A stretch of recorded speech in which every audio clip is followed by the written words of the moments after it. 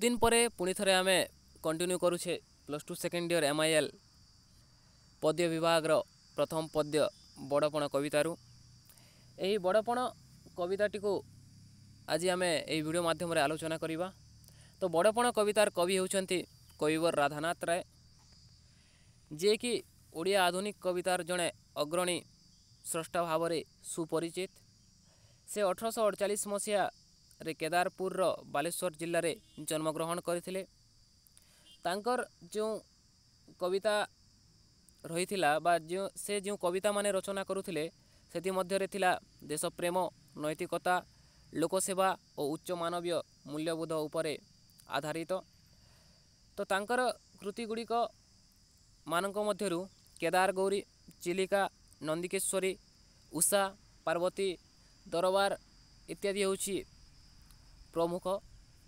तो कविवर राधानाथ राय, जे कि ओडिया आधुनिक साहित्यर जड़े अग्रणी सुप्रतिष्ठित साहित्य स्रष्टा, तांको द्वारा रचित यह बड़पण कविताटी को आज आलोचना करवा। तो बड़पण कवितार कौन रही निहाती भाव में ता संपर्क में मध्य आमको जानिबा आवश्यक जे आमर पठित कविताटी राधानाथ को सुप्रसिद्ध व्यंग काव्य दरबार रू आसी अछि। ए जो बड़पण कविता आमे आलोचना करुचे यही कविताटी राधानाथ रायंकर व्यंग काव्य दरबार रू आसी। तो एठारे से उल्लेख करिसंती जे विश्वविख्यात नक्षत्र विज्ञानी ज्योतिर्विद पठाणी सामंत बा चंद्रशेखर सिंह सामंत को संवर्धित करिया पई कटकरे बारवाटी दुर्गर एक दरबार बसिथिला।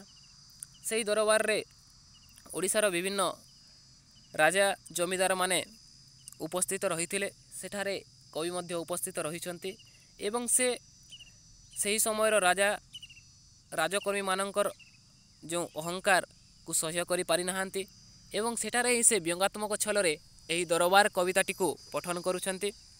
तो केमिति से माने अहंकारी हेई पड़िछंती एवं तांकर जो शासन पद्धति रही केमिति भाव में कुलसित होइछि से यही कवितारे व्यंगात्मक छलरे अत्यंत सुंदर भाव में उपस्थापन करुछंती, जहाकू आमे आज आलोचना करिबा। तो धर्म पथरे जीवन यापन करी प्रकृत बड़पणर परिचय देवाको कवि यही कविता माध्यम निवेदन करिछंती। तो बड़पण कविता हेउछि कविवर राधानाथ रायंकर एक बहुचर्चित कविता, जो कविताटी तांकर दरबार रू आसी अछि एवं यही कवितार मूल उद्देश्य कौन ना प्रकृत बड़पणर परिचय देवा। तो प्रथम पदरे कवि कहउछंती व्यंगात्मक छलरे मने नाही तुम्भे काहार संतान केसरी ओर से तुम्भे सीना स्वान। कवि एठारे कहउछंती तुमे आज भूली जाइछ तुमे काहार संतान, तुमे सिंह परी शक्तिशाली बापर संतान होइथिले मध्य वर्तमान तुमे कुकुर परी होई पड़िछ।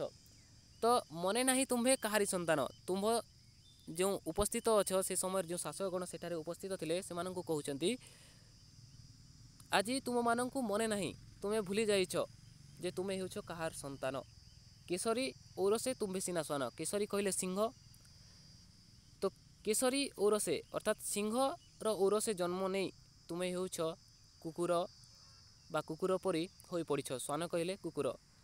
तापर परवर्ती पदरे कहउछंती पूर्वपुरुषर प्रतिष्ठा विशाल बिकी भांगी खाउथिबो केते काल। तुम पूर्वपुरुषंकर महत्व मर्यादा बहुत बड़ थिला, किंतु तुमे सही प्रतिष्ठा को बिकिवा और भांगिबा द्वारा केते दिन खाइबो। तो से जगार जो शासकगण उपस्थित थिले, राजा जमीदार माने उपस्थित थिले, से मानन कहउछंती जे तुम पूर्वपुरुष मानकर जो मर्यादा रही महत्व रही जो विशाल प्रतिष्ठा रही ताहाकु तुमे केते दिन बिकी भांगी कई खाऊ थिबो। तापर परवर्ती पदरे कहउछंती से प्रतिष्ठा निजे तिले न बढ़ाई करुथिबो आउ केतेता बढ़ाई। तुमे सही प्रतिष्ठा को तिले मात्र बढ़ाई ना, तेबे तुमे केमिति दाबी करुछ कि जे से प्रतिष्ठा आउ तुमे आज बड़ बोली। थिले आगे जेहु उत्कलर स्वामी बनीशिका परी सदा ऊर्ध्वगामी। प्राचीन काल रे तुमर जो पूर्वज ओडिशा शासक थिले से माने अग्निशिखा परी उच्च आदर्श और उन्नति दिगरे जाउथिले, किंतु तुम्बे होई सही वंशर संतति जलधारा परी हेलो अधोगति। तुमे जदिओ सही वंशर संतान तथापि जल जेपरी बाहा पड़ी तलकू चली जाए बहीजाए सेहीपरि तुमर दिग आज अधोगति हो पड़ी। तुमे गोटे आज तलस्थ अवस्था पहुँची जाइछ। अर्थात तुमे हेउछ एक महान वंशर शासक बा पूर्वज ओडिशार जो शासकगण थिले से शासकगणकर परवर्ती वंशज, किंतु तांकर गुण सहित तुमर आज जो अवस्था खाप कुआई पारु नाही। से माने कौन थिले ना बनिशिखा परी सदाबेले ऊर्ध्वगामी रही, अर्थात उच्च आदर्श और उन्नति दिगरे कार्य करुथिले, किंतु तुमे आज से वंशर संतान हे तुमर जलपरी अधोगति अवस्था हो सारी। यही सबूर हेबार मुख्य कारण मध्य रही, जहाँ परवर्ती समय आज आम आलोचना कले जानिबा। तो तुम्भ पितृगण परम उदार राज्य मनुथिले एक परिवार। तुम पिता पुरुष अत्यंत उदार थिले, से माने सारा राज्य को गोटे परिवार मन करी शासन कार्य चलाउथिले। तो एठारे कवि जो कहउछंती तार मुख्य सारांश रहुछि एक उच्च वंशर पतन घटुछि। नैतिक अवनति उपरे विमर्श करुछंती जे पूर्वपुरुष मानकर जो उच्च मर्यादा थिला ताहा वर्तमान वंशज माने वा संतान माने ताहाकु संभाली पारु नाहंती। तो परवर्ती पदरे कहउछंती काहीं गला सही प्राचीन सुधारा राजा प्रजा एबे हेले बाजपारा। सही प्राचीन श्रेष्ठ दिन एबे केउठिकु गला, जेतेबेले राजा माने प्रजा मानक सहित सुसंपर्क स्थापन करुथिले, राजा माने प्रजा मानक प्रति दया भाव रखुथिले। एबे तो ये समस्त आउ नाही, केवल निज स्वार्थ पाई झगड़ा करुच, जेमिति बाजपारा परी तुमर संपर्क हे पड़िछि। काढ़ी नेला राज भोग अभिलाष प्रजामुख तांको समार्जित ग्रास। राजा माने निज भोगविलास पाई आह्लाद पाई कौन करुछंती ना जनसाधारणंकर खटी खटी कमाई थिबा खाद्य को संपत्ति को मध्य व्यवहार करि नेउछंती, शोषण करि नेउछंती। देशी होई तुम्भे आचरिल नीति निर्मम विदेशी सर्वशोषी नीति। तुमे समस्ते देशी होई निज लोक होई मध्य विदेशी मानक परी निर्मम और शोषणमूलक नीति को अनुसरण करुछ।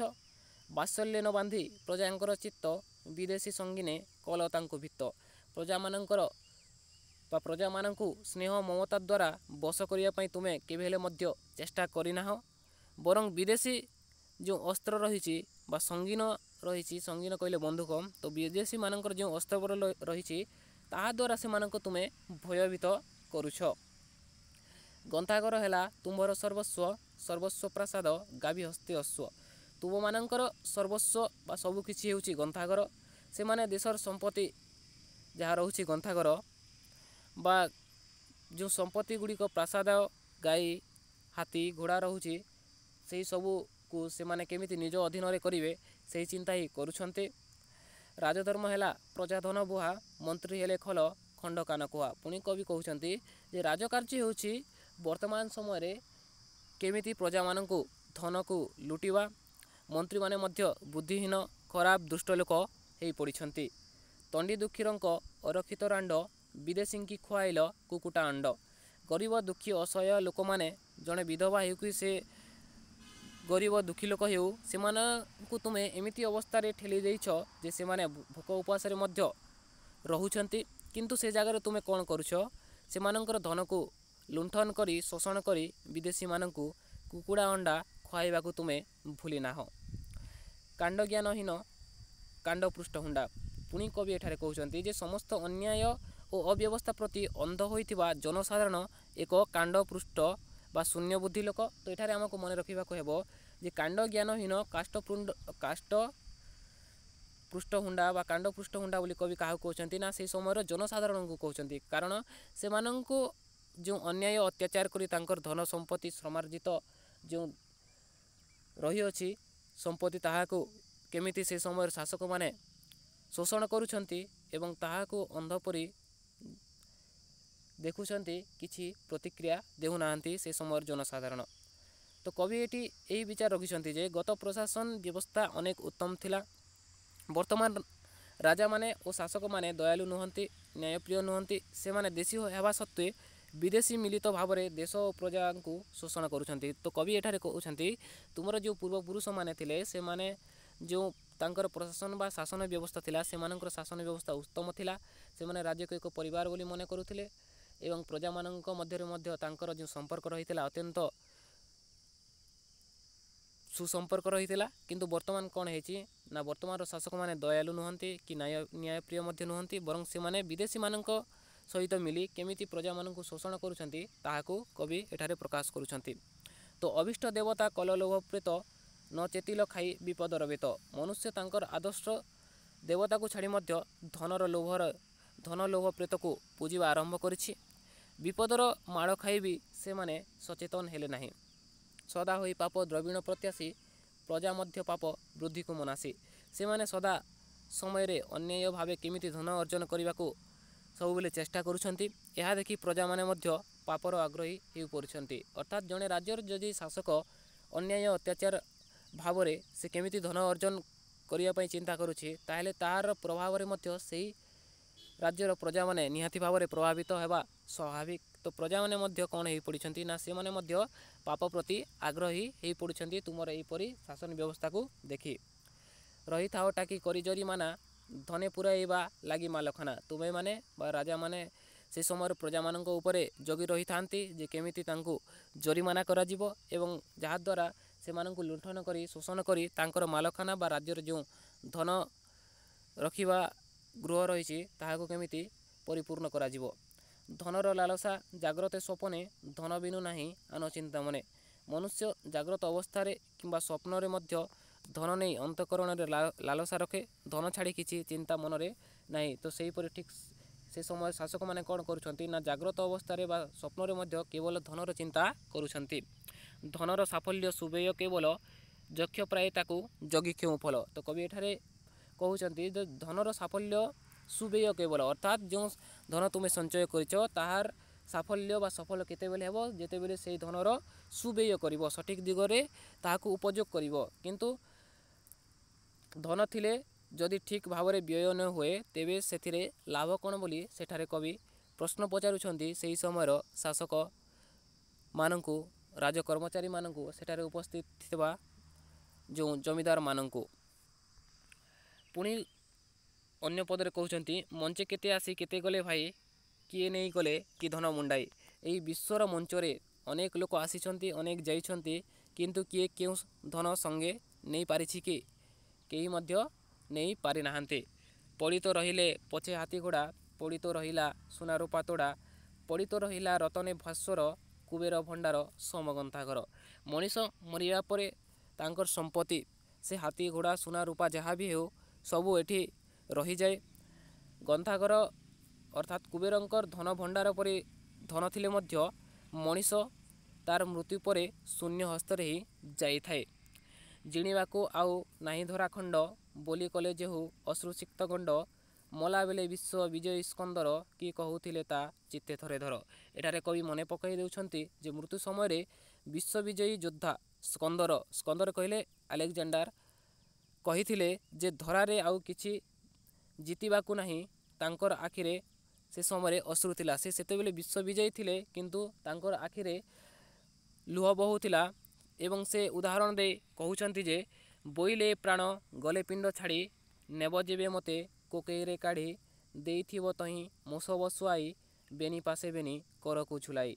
जा देखी जानिबे जगते समस्ते आसीथिली फेरी गली शून्य हस्ते। अर्थात विश्वविजयी अलेक्जेंडर कहउछंती तांकर जेतेबेले मृत्यु घटिबो बा मृत्यु समय रे से अनुरोध करुछंती जे मो सबको एमिति रख जहा द्वारा मोर हाथ दुईटी बाहर को झुलुथिबो लटकी पड़िथिबो जेपरी विश्वर लोक देखिबे जे एमिति विश्वविजयी मध्य शून्य हस्तरे चली जाउछि। तो कवि एठारे जो मुख्य भावांश परिप्रकाश करुछंती ताहा हेउछि धन और संपत्ति पछरे लागी रहिले मनीष पापरे लिप्त हुए जनता मध्य ताहार प्रभाव रे खराब हुअंती एवं शेष रे किछि भी से माने सांगरे नहीं पारि नाहांती नाही। एही कविता जीवन सत्य बोध और धन लोभ प्रति विरोधर एक शक्तिशाली बाणी अटे। अवश्य निहाती भाव रे जो बड़पण कवितार आज आमे आलोचना कले प्रथम भाग तो ए भागटी संपूर्ण भाव रे सरल और सहज अर्थरे आलोचना करा जाइछि। यार परवर्ती समय रे परवर्ती रहितबा पद गुडी को आमे ଆଲୋଚନା କରିବା। ତ ଆଜି ପାଇଁ ସମୟ ହୋଇଯାଇଛି। ପରବର୍ତ୍ତୀ ସମୟରେ ଆଲୋଚନା କରିବା ବଡ଼ପଣ କବିତାର ଅନ୍ୟ ପଦ୍ୟାଂଶ ଗୁଡ଼ିକ।